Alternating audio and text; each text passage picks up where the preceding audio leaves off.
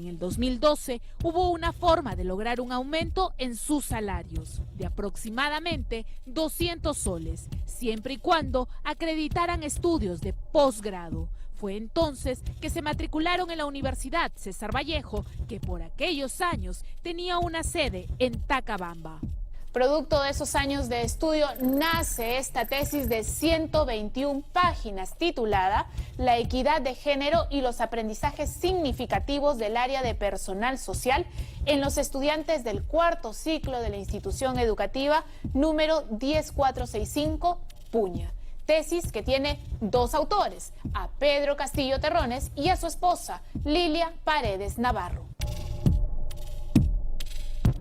Los expertos académicos consultados por este programa concluyen que la tesis carece de originalidad. Es un documento que no tiene mayor aporte académico. Todo lo contrario, está plagado de párrafos que han sido copiados y pegados sin siquiera haber conexiones entre ellos. Después de la carátula, la dedicatoria, el índice, el resumen, la introducción, se ingresa al fondo de la investigación que inicia con el planteamiento del problema. Y desde el primerísimo párrafo, Turnitin ya encuentra coincidencias con otros autores. 54% de similitud arroja el Turnitin, el programa académico que se usa a nivel mundial para luchar contra el plagio. Más de la mitad de la tesis presentada por Pedro Castillo y Lilia Paredes ha sido copiada y pegada. Lo que las universidades hacen es dar porcentajes. Por ejemplo, en San Marcos es 10%. Es decir, se permite que el 10% de una tesis refiera a contenidos que ya han sido expresados en otros documentos. Algunas universidades ponen 15%, otras hasta 20%. Pero en ningún caso se debería permitir más allá del 20%, porque eso significaría ya que ese trabajo está invalidado, pues depende de una manera muy significativa de otras fuentes. Una cifra de 54% que arroja. Que esa tesis no tiene ningún valor y que no ha contribuido a su campo disciplinario. Porque un investigador tiene que fundamentalmente defender la verdad, y un defensor de la verdad no puede plagiar ni puede tomar ideas que no son propias. ¿Y cuándo estamos frente a un plagio? Cuando efectivamente la persona no citó al autor, no citó la fuente. De la propia lectura del texto, yo no tengo manera de entender que ese texto no es de esa persona. Me estoy apropiando de una obra que no es mía y estoy borrando a la persona que la creó. El plagio es tan evidente que si separamos las 26 hojas del marco teórico, se descubre que las 26 páginas han sido copiadas de autores peruanos y extranjeros. Califique usted si el presidente y la primera dama actuaron premeditadamente o no. Esta es la tesis de Edmundo Arévalo Luna, un profesor premiado por su docencia universitaria. En su tesis, él señala: algunos maestros pueden sentir que su trabajo solo consiste en enseñar, que durante toda la clase se debe transmitir únicamente el contenido del curso y no motivar. Pero en la transmisión de las asignaturas, cuando los alumnos están desinteresados, no logran sus propósitos. Y preste mucha atención aquí a esta cita. Hawley, 1983, citado por Yellow, y Weinstein, 1997, sugiere que podría emplearse mucho más tiempo para motivar a los alumnos. ¿Qué hicieron Pedro Castillo y Lilia Paredes? Pues suprimieron la cita y se atribuyeron como suyas estas ideas.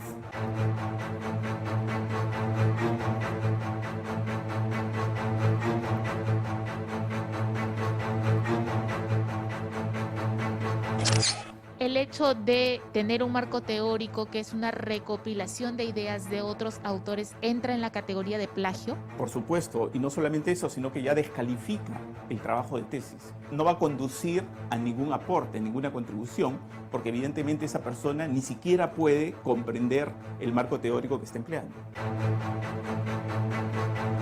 Una tesis de posgrado debe tener un marco teórico sólido, estructurado, muy bien pensado, tiene que tener un problema de investigación, tiene que tener una hipótesis tiene que tener fuentes y tiene que tener un desarrollo argumentativo para validar esa hipótesis. Es un documento de investigación de alto nivel, una tesis de maestría o una tesis doctoral. ¿Por qué? Porque tiene que aportar a su disciplina, tiene que sumar al conocimiento de su disciplina con información pertinente y relevante. No hay aporte académico, tampoco hay un reconocimiento a los derechos de autor. A lo largo de la tesis no existe ni una sola cita o referencia al pie de página, ni una sola. No hay una sola construcción propia. Lo único que se ha construido como creación propia es el número 3.1, 3.2, esa es la única creación. No hay absolutamente nada. El marco teórico necesita que los tesistas den su aporte académico en esa parte de la estructura. Claro, por algo está haciendo una investigación, se está utilizando saberes de otros, hay que citarlo bien, etcétera, pero con eso va creando un nuevo saber. Este marco teórico es realmente deplorable desde el punto de vista académico, porque no está construyendo absolutamente nada. Ni siquiera hay un enlace de ideas mínimo como para hacer un poco la finta. Esto es un collage totalmente grosero. La otra persona, al momento de copiarme, me está plagiando, si es que no pone mi nombre. Y eso usualmente se evidencia porque no se encuentran a los autores al final en la bibliografía. Ni al final de la bibliografía, ni al pie de página, ni en el mismo párrafo. Pero hay más. En esta búsqueda por obtener el grado de magíster, la hoy pareja presidencial no solo habría plagiado, sino también habría cometido fraude académico. Ellos optaron por la tesis cuantitativa y utilizaron como método de aporte 4 talleres de 1 hora y un cuestionario de 60 preguntas que le fueron aplicadas a niños del 3er y 4º grado de primaria, del colegio donde estudió Pedro Castillo.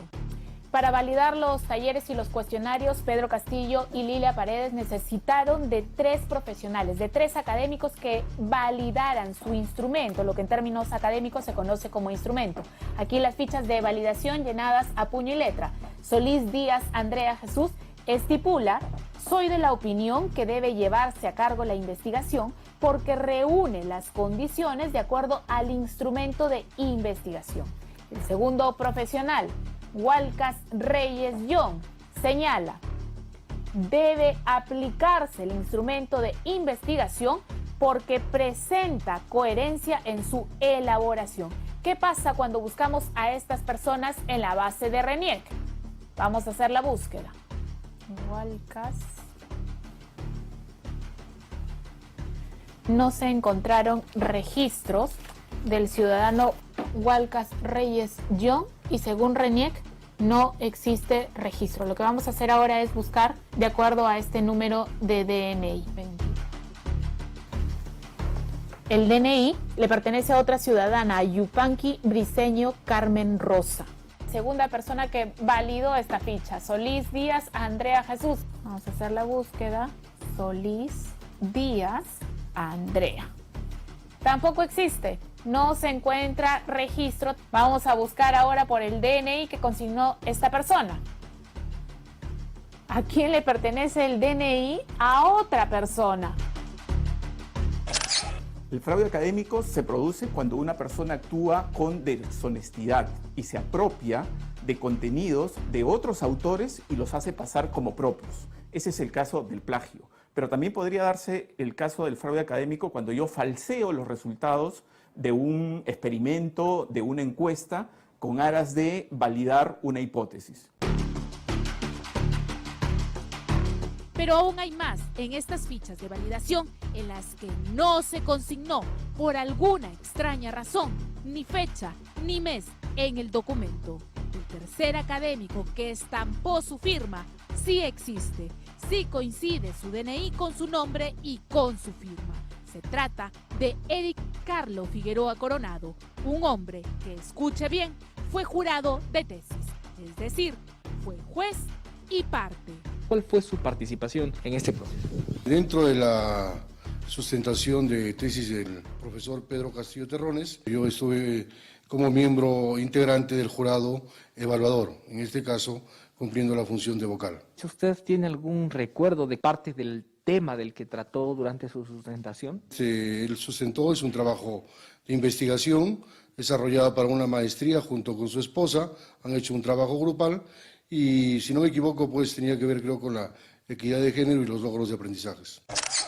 ¿Puede una persona que ha validado el instrumento de tu tesis, tu cuestionario, tu taller, ser a la vez jurado de tu tesis? No, la única persona que puede interactuar contigo antes de ir al jurado es tu asesor. Si hubiese una persona que es parte del jurado y a la vez ha sido parte de la tesis en alguna función, habría una incompatibilidad ética evidente, ¿no? De las 121 páginas de la tesis, 76 corresponden a la carátula, la dedicatoria, el índice, la bibliografía, resultados estadísticos y anexos. Para corroborar el trabajo académico, Pedro Castillo y Lilia Paredes adjuntaron estas fotografías en las que se aprecia a un grupo de niños sosteniendo una hoja de papel. ¿Puede esto ser prueba fehaciente que el trabajo realmente se realizó con los parámetros exigidos por la academia? ¿Pueden niños argumentar o sustentar que hubo trabajo académico? ¿Por qué no participó ningún adulto, ningún profesor? Se cita un tal Pozo, a Piaget, a Vygotsky, y no aparecen en las fuentes. Y en las citas aparecen hasta 3 páginas de estos autores, en algunos casos 4, y no aparecen acá. Y evidentemente también cuando identifico que el tipo de citas ni siquiera están como corresponde. Uno espera que haya algún tipo de reconocimiento y que no haya un escudo únicamente en la parte administrativa, porque la academia no es un ámbito meramente administrativo, la academia es un ámbito de honestidad y rigurosidad intelectual, y eso tiene que estar muy presente en los que hoy ostentan cargos públicos.